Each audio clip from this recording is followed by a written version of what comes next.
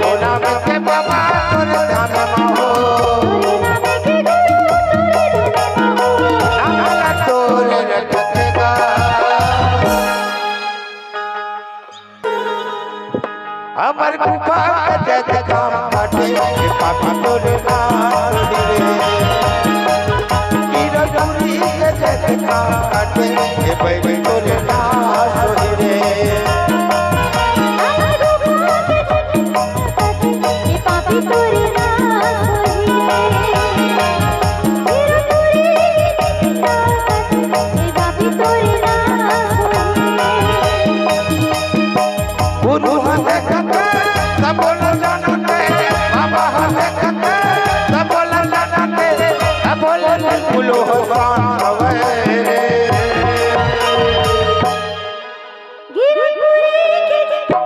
काटे पापी तोरे हमार गुफा के देखा काटे पहले तोरे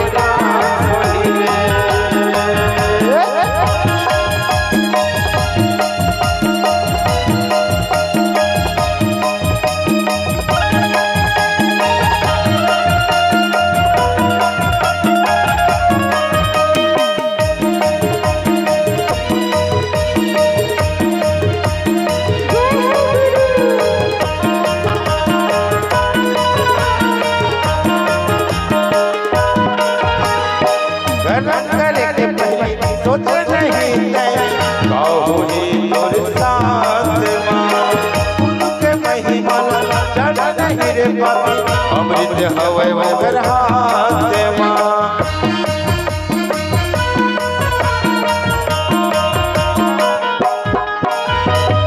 कर के सोच नहीं गाओनी तोर साथ गुरु के महिमा जाना नहीं रे पापी अमृत हवे वगर हाथ मां सादा है खाना पानी गुरु के नमस्कार सादा है महान हवे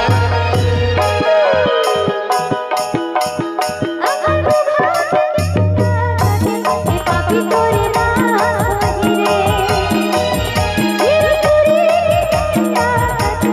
पापी तोरे गुरु हते खते सब बोल जानते बाबा हते खते सब बोल जानते सब बोल बिल्कुल हसान हवे हे अमर गुफा के देखा काटे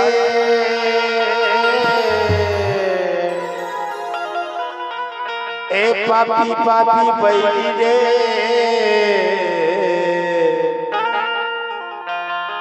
तोरे ना सोही रे